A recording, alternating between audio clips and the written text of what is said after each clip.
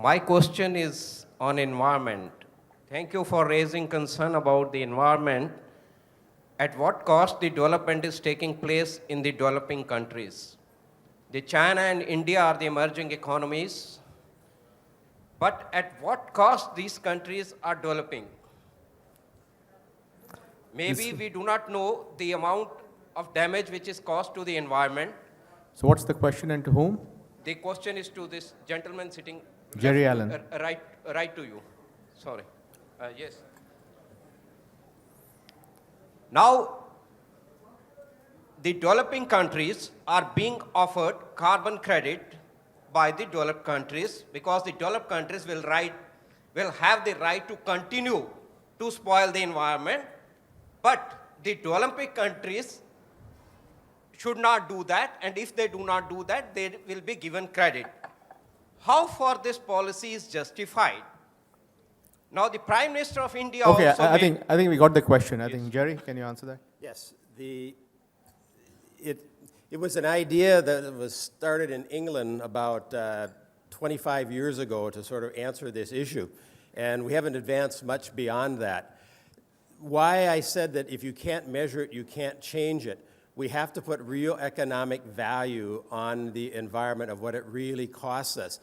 In the rainforest, if there's a family that cuts down trees and all of those sort of things, they're doing it because the worth and work strategy, and that's their need. If an industrial comes in and does it, that is a very different sort of structure, and it has to be measured. If the rainforest only delivers wood floors and coffee tables, we are missing the huge value. But again, if it's not visualized, we can't measure it. It's very hard to change. It has to have a real dollar value for us to respond. Yeah, anybody else? Yes, sir. Yeah, you. Pavan Mehra, I have been wondering throughout this conference that the one thing we have not addressed is the population just continuing to explode. That gives you a moving target, and I would like to have you address that and see. I just feel the world cannot go on unless we put some controls. And of course, it's political suicide to say that, India has a sacred cow and the rest of the world's sacred cow are children. So please address that. Again, do you want Jerry? Yeah.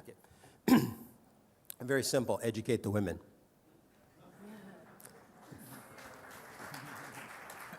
Good point, Jerry. But you're absolutely right. The Earth has a carrying capacity. And again, because we can't measure it, we look at everything we see here, all this electronics, these tables, all these things that we have invented. But in reality, it's always come from the same place.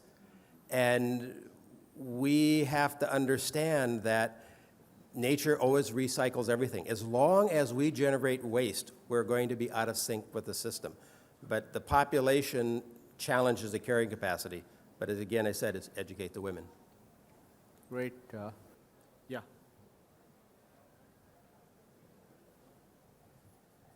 If the question is not too indiscreet, Mrs. Wang, what are your daughters' names?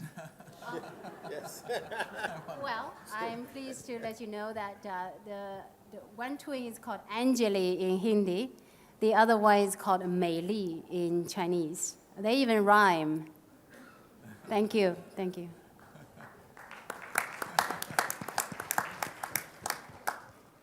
What, Srivatsa, no question?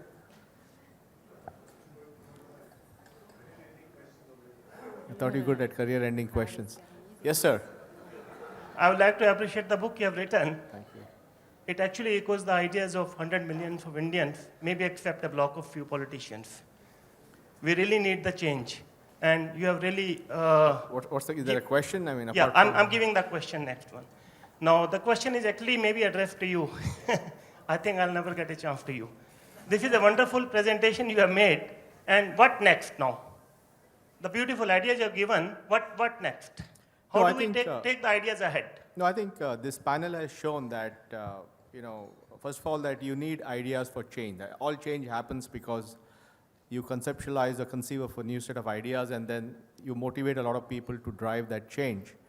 And that's what I've tried to do with my book, is to put those ideas on the table. And I think there are many things that we can all do collectively to drive that change. Because Mr. Dubner talked about such good examples of how just the simple fact of doctors washing their hands with an antiseptic solution could save millions of lives.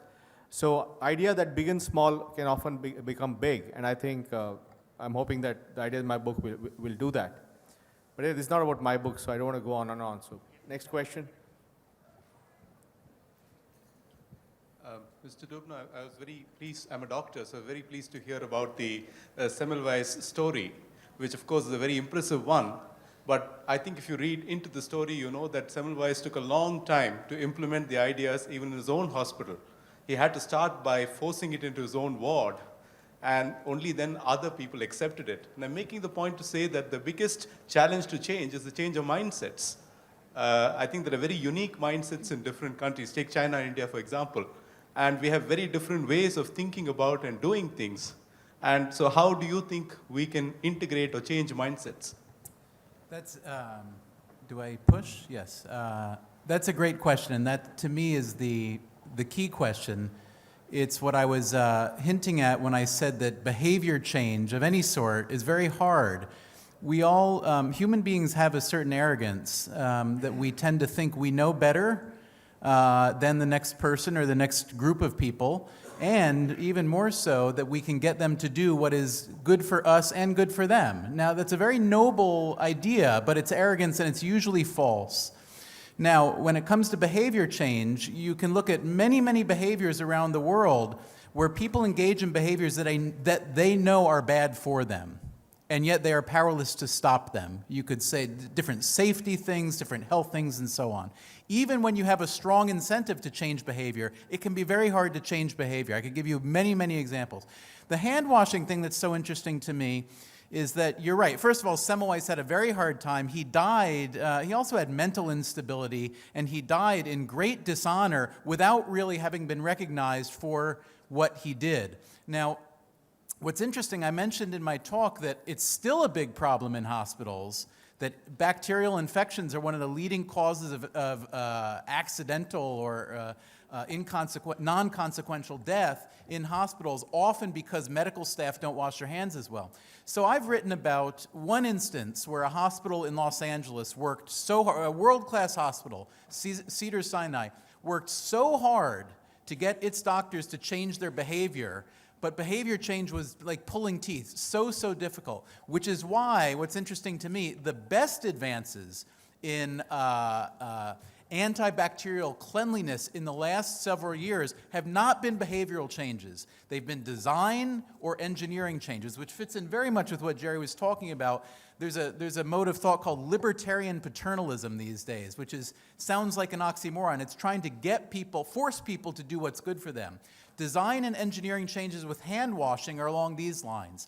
Inject hospital surfaces, whether hard or soft, with silver ion, which is a natural antimicrobial. Use, instead of blood pressure, using one blood pressure cuff over and over. People come into the hospital, use it over and over again. If someone's got an infection, you just pass it along. Some hospitals have started using disposable blood pressure cuffs. The cost up front is much greater.